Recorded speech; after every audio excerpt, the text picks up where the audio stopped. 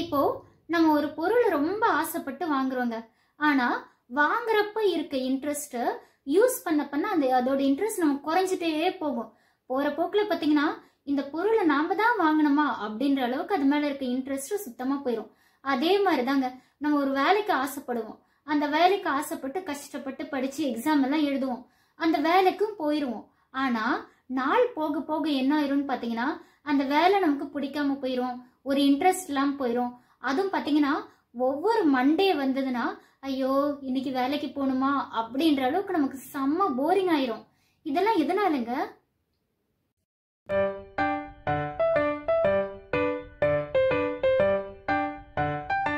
Hi, கனவுகள் மெய்ப்படும் viewers எல்லாருக்கும் வணக்கம். எல்லாரும் எப்படி இருக்கீங்க? நல்லா இருக்கீங்களா? ஓகே, ஒவ்வொரு மண்டேவும் நான் ஒரு புக் ரிவ்யூ பண்ணிட்டு வரேன் அப்படின்னு நம்மளோட வியூவர்ஸ்க்கெல்லாம் தெரியும். அந்த வகையில இந்த வாரம் நான் ரிவ்யூ பண்ண போற புக்கோட நேம் என்ன அப்படின்னு பாத்தீங்கன்னா attitude is everything, written by Jeff Keller. ஓகேவா? ஓகே, ஆட்டிடியூட் அப்படின்னா என்ன அப்படின்னு பாத்தீங்கன்னா ஒரு விஷயம் நமக்கு எவ்வளவுதான் கஷ்டம் வந்தாலும் சரி, எவ்வளவுதான் ஃபெயிலியர் வந்தாலும் சரி, நான் செய்யற வேலையை தொடர்ந்து செஞ்சுட்டே தான் இருப்பேன் அப்படின்னு ஒரு கெத்தா செய்வோம் பாத்தீங்களா, அதுதான் ஆட்டிடியூட். ஓகே, இப்போ ஜெஃப் கெல்லர் இந்த புக் ஆரம்பிக்கும் போதே ஒரு ஸ்டோரியோட ஆரம்பிக்கிறாரு. எப்படி அப்படின்னு பாத்தீங்கன்னா சாரா ஷாம் அப்படின்னு 2 பேரு ஒரு கம்பெனில ஒர்க் பண்ணிட்டு இருக்காங்க. அன்னைக்குன்னு பார்த்து பாஸ் செம்மையா திட்டுறாங்க. அவங்களெல்லாம் ஒர்க் ப்ரெஷர் வேற அதிகமா இருக்கு. இது முடிக்கல அது முடிக்கல அப்படின்னு.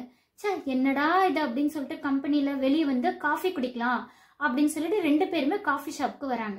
ஆனா காஃபி ஷாப்குள்ள வந்தோன்னு எப்பயுமே உடனே காஃபி கிடைச்சிருமா, ஆர்டர் பண்ணோன்னு கிடைக்காது இல்ல. ஸோ அந்த மாதிரி வெயிட் பண்ண வேண்டியதா வருது. அப்போ சாரா என்ன பண்றாங்க, அந்த வெயிட் பண்ற கேப்ல எல்லார்த்தையும் பார்த்து ஒரு ஸ்மைல் கொடுக்குறாங்க. அதே மாதிரி வெயிட்டர் காஃபி கொண்டு வந்து லேட்டா தான் கொடுக்குறாங்க. ஆனாலும் அதை வாங்கிக்கிட்டு தேங்க்யூ அப்படின்னு சிரிச்சுக்கிட்டே சொல்றாங்க. இந்த பக்கம் பாத்தீங்கன்னா ஷாம் இவர் என்ன பண்றாரு, அப்படியே கோவமா இருக்காரு. எல்லாத்தையும் பார்த்து முறைக்கிறாரு, வெயிட்டரை பார்த்து முறைக்கிறாரு. காஃபி கொடுத்தன்னு ஏதோ வேண்டா வெறுப்பா குடிச்சிட்டு வெயிட்டரை பார்த்து முறைச்சிட்டு அப்படியே வெளியே போறாரு. ஐயோ இவரு கூட பேசிடவே கூடாதுப்பா அப்படின்ற மாதிரி எல்லாத்துக்கும் தோணுது. ஆனா சாராவை பார்த்து எல்லாரும் பாய் சொல்றாங்க. அந்த வெயிட்டரு ஒரு சிரிப்பு சிரிக்கிறாங்க. அப்போ இந்த 2 பேருக்கு என்ன வித்தியாசம் அப்படின்னு பாத்தீங்கன்னா 2 பேருக்குமே ஒர்க் ப்ரெஷர் தான். ஆனா என்ன வித்தியாசம் அப்படின்னு பாத்தீங்கன்னா அது அவங்களோட ஆட்டிடியூட் தான் காரணம். இப்போ சாராவை பாத்தீங்கன்னா என்ன ஆட்டிடியூட் தோணும் அப்படின்னு பாத்தீங்கன்னா பாசிட்டிவ் ஆட்டிடியூட். ஏன்னா எப்பயுமே சிரிச்சுட்டே இருக்காங்க. ஆனா ஷாமை பார்த்தா நமக்கு என்ன தோணுது, சே இவருக்குள்ள பேசிடவே கூடாது, பார்த்தாலே பயமா இருக்குது அப்படின்னு சொல்லி தோணும்ல. இது வந்து நெகட்டிவ் ஆட்டிடியூட். ஓகே, சோ நம்ம கிட்ட என்ன வேணாலும் எல்லாத்தையும் திருடலாம் எல்லாருமே. ஆனா எதை ஒண்ணு திருட முடியாது அப்படின்னு பாத்தீங்கன்னா ஆட்டிடியூட் தான் நம்ம கிட்ட இருந்து யாருமே எடுத்துக்கவே முடியாது. இதுக்கு ஒரு எக்ஸாம்பிள் பாத்தீங்கன்னா என்னோட சேனல்ல ஆல்ரெடி ஒரு புக் ரிவ்யூ பண்ணிருப்பேன். என்னன்னு பாத்தீங்கன்னா மேன் சர்ச் ஃபார் மீனிங். இதில் எழுதினவர் யாரு அப்படின்னு பாத்தீங்கன்னா விக்டர் பிராங்கல் அப்படின்றவர் எழுதியிருப்பாரு. அவருக்கு பாத்தீங்கன்னா ஹிட்லரோட கான்சென்ட்ரேஷன் கேம்ப்ல தான் அவர் அடைச்சு வச்சிருப்பாங்க. ரொம்ப கஷ்டப்பட்டுட்டு இருப்பாரு. அவரோட குடும்பத்தை இழந்துருவாரு, அவரோட கோல், அவரோட ப்ராப்பர்ட்டிஸ் எல்லாத்தையுமே இழந்துருவாரு. ஈவன் அவரோட ஹெல்த் கூட போயிடும். ஆனாலும் அவர் ரொம்ப ஆட்டிடியூடோட எனக்கு எதுவும் ஆகாது, என் உயிரை யாராலும் எடுக்க முடியாது ரொம்ப தைரியமா அங்க இருக்கவங்களுக்கு ஒரு பாசிட்டிவான திங்கிங் கொடுத்துட்டு அவரும் ஹாப்பியா இருக்காரு. வெளியே வந்ததுக்கு அப்புறம் அவர் மேன் சர்ச் ஃபார் மீனிங் அப்படின்றத இந்த புக்கை எழுதுறாரு. ஸோ அந்த மாதிரி தாங்க ஆட்டிடியூட் மட்டும் நம்ம கிட்ட நல்லா இருந்ததுன்னா எல்லாமே நமக்கு சக்சஸ்ஃபுல்லா நடக்கும். ஓகே, இந்த ஆட்டிடியூடை எப்படி நம்ம டெவலப் பண்ணிக்கிறது அப்படின்னு கேட்டீங்கன்னா இதுக்கு சில ஸ்டெப்ஸ் சொல்றாரு ரைட்டர். என்ன அப்படின்னா ஃபர்ஸ்ட் தாட். அதாவது நம்ம நிறைய கேட்டிருப்போம் எண்ணம் போல் வாழ்க்கை தான்ட்டு. இப்போ பாத்தீங்கன்னா என்னால முடியும், நீ சொல்றது கரெக்ட், கண்டிப்பா உன்னால முடியும் அப்படின்னு நம்ம மைண்ட் சொல்லும். இல்லப்பா இந்த வேலை என்னாலலாம் முடியாது, ஆமா ஆமா உன்னால சுத்தமா முடியாது அப்படின்றத நம்ம மைண்ட் தான் சொல்லும். அப்போ நம்ம தாட் பொறுத்து தான் நமக்கு எல்லாமே அமையும் அப்படின்னு சொல்லி ரைட்டர் சொல்றாரு. இப்போ சின்ன வயசுல பாத்தீங்கன்னா நம்ம நல்லா விளையாண்டுட்டு இருப்போம். விளையாண்டுட்டு இருக்கும்போது திடீர்னு கீழே விழுவோம், அடிபட்டுரும். ஆனாலும் நம்ம அதை பத்தி கவலையப்பட மாட்டோம். நிறைய பேர் நம்மளை பார்த்து சிரிக்க கூட செஞ்சிருப்பாங்க. ஆனா நம்ம என்ன பண்ணுவோம், நீ சிரிச்சிக்க அப்படின்னு சொல்லிட்டு தட்டி விட்டு நம்ம எந்திரிச்சு போயிட்டே இருப்போம். ஆனா இதே கொஞ்சம் வளர்ந்ததுக்கு அப்புறம் கீழே விழுந்துட்டோம்னா என்னை யாரா பாத்துட்டாங்களா, ஐயோ நான் போய் கீழே விழுந்துட்டேனே, எனக்கு இப்படி அடிபட்டுருச்சு அப்படின்னு நம்ம ரொம்ப யோசிச்சுட்டே இருப்போம். ஆமாமா நான் எந்த வேலை செஞ்சாலுமே இப்படிதான் அப்படின்னு சொல்லி நமக்குள்ளேயே ஒரு தாட் வந்துடுது. அப்ப ரைட்டர் என்ன சொல்றாருன்னா, இதை கரெக்ட் பண்ணோம்னா இப்போ ஒரு விண்டோ கிளாஸோட நம்ம மைண்டை கம்பேர் பண்றாரு.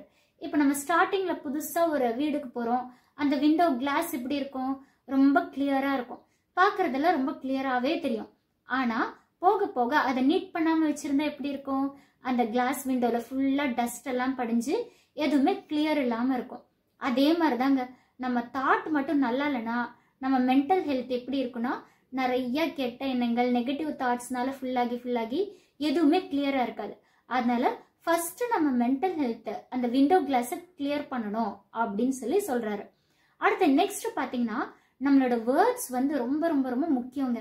எப்படின்னா, இப்போ நம்ம நிறைய பேர்த்துக்கிட்ட பேசுவோம். எப்படின்னா, எனக்கெல்லாம் அது வராதுப்பா, நான்லாம் அதை செய்யவே மாட்டேன், எனக்கு இங்கிலீஷா சுத்தமா எனக்கு வராது, மேக்ஸா எனக்கு சுத்தமா வராது அப்படின்னு நம்ம நினைச்சுக்கிறோம். இது மற்றவங்க கிட்ட தான் சொல்றோம் அப்படின்னு. ஆனா நம்ம கூடவே உட்காந்து ஒருத்தர் கேட்டுட்டு இருப்பாரு. யார் இவரு அப்படின்னு கேட்டீங்கன்னா, நம்மளோட சப்கான்சியஸ் மைண்ட் தான்.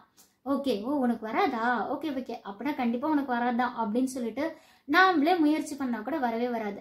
இதுக்குதான் ஏர்ல் நைட்டிங்கேல் அப்படின்னு ஒருத்தர் அவர் வந்து என்ன சொல்லியிருப்பாங்க அப்படின்னு பாத்தீங்கன்னா, ஒரு 6 வேர்ட்ஸ் சொல்லியிருப்பாங்க. என்ன அப்படின்னா, we become what we think about அப்படின்ற ஒரு 6 வேர்ட்ஸ் சொல்லியிருப்பாங்க. ஓகே, அதனால நம்ம பேசும்போதும் கரெக்டா பேசணும். சரி, பேசுறதோட நிறுத்திட்டா ஓகே, ஃபர்ஸ்ட் திங்க் பண்ணிட்டோம் நல்லது, ஓகே நல்லதை பேசணும் அப்படின்னு சொல்றாரு. அடுத்து யோசிச்சுக்கிட்டே இருந்து பேசிட்டே இருந்தா போதுமா அப்படின்னா ஆக்ஷன் வேணும். அப்போ நம்ம இது எப்படி பாசிட்டிவ் ஆட்டிடியூடோட ஒரு விஷயத்த செயல்படுத்துறது ரொம்ப கஷ்டம் இல்ல. இதெல்லாம் மோட்டிவேஷனல் ஸ்பீக்கருக்கு நல்லா இருக்கும், இதை கேட்கறதுக்கு நல்லா இருக்கும், ஆனா இதை பண்றதுக்கும் நமக்கு கொஞ்சம் கஷ்டம்னு சொல்லி தோணும்.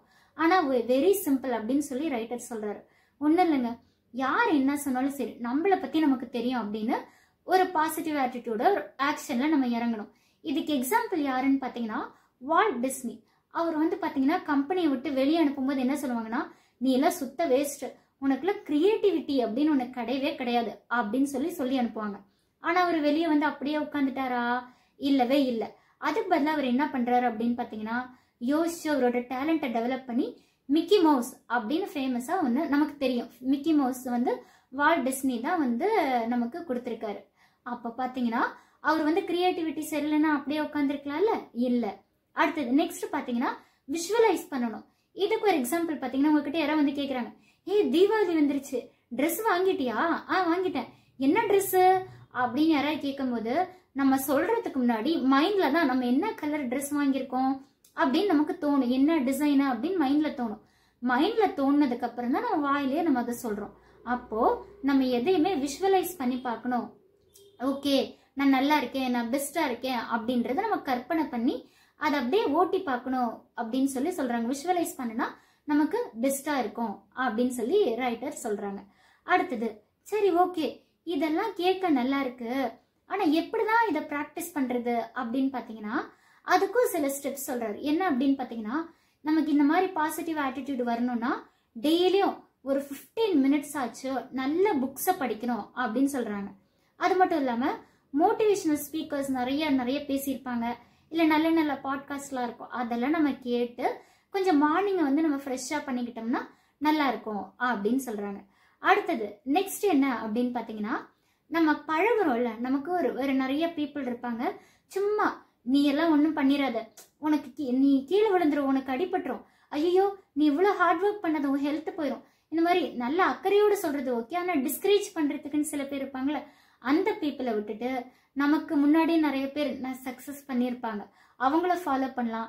இல்லை நமக்கு ஈக்குவலான ஒரு ஃப்ரெண்ட்ஸை செலக்ட் பண்ணிட்டு அவங்க கூட நம்ம பழகிக்கலாம். ஓகேவா? அடுத்து நெக்ஸ்ட் பாத்தீங்கன்னா, நமக்கு ஒரு விஷயம் பயமா இருக்குன்னு வச்சுக்கோங்க, அந்த விஷயத்தை தான் ஃபர்ஸ்ட் நம்ம செஞ்சு பழகிக்கணும். இப்போ நான் நல்லா பேசணும், நான் ஒரு பெரிய ஸ்பீக்கரா வரணும் அப்படின்னு பாத்தீங்கன்னா பயமா இருக்கு. ஆனா அப்ப நம்ம என்ன பண்ணோம், ஒரு 10 பேரை உட்கார வச்சு தைரியமா அவங்க முன்னாடி பேசி பிராக்டிஸ் பண்ணணும்.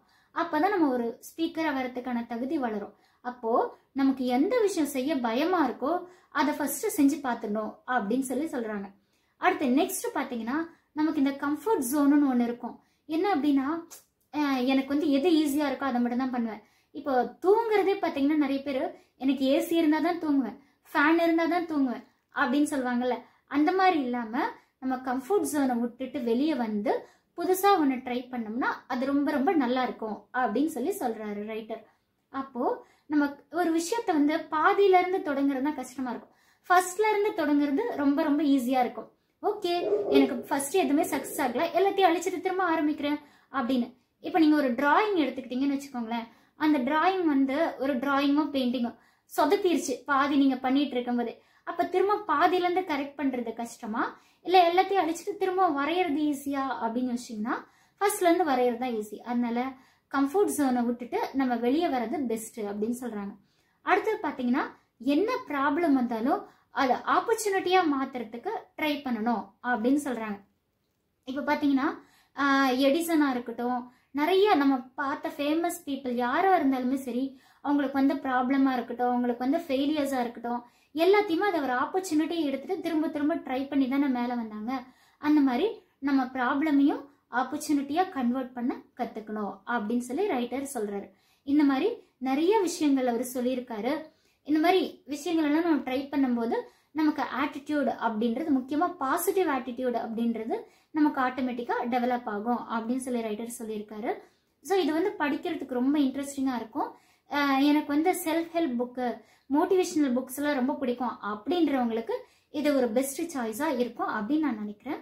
ஓகேங்க, இந்த ரிவ்யூ உங்களுக்கு பிடிச்சிருந்ததுன்னா மறக்காம லைக் பண்ணுங்க, கமெண்ட் பண்ணுங்க, ஷேர் பண்ணுங்க, and notification icon bell click பண்ணிக்கோங்க. அப்பதான் நான் ஒவ்வொரு தடவை போடுற வீடியோ உங்களுக்கு நோட்டிஃபிகேஷனா வந்து சேரும். அண்ட் எனக்கு நீங்க சப்போர்ட் பண்ணும் அப்படின்னு நினைச்சீங்கன்னா மறக்காம சப்ஸ்கிரைப் பண்ணிருங்க. தேங்க்யூ.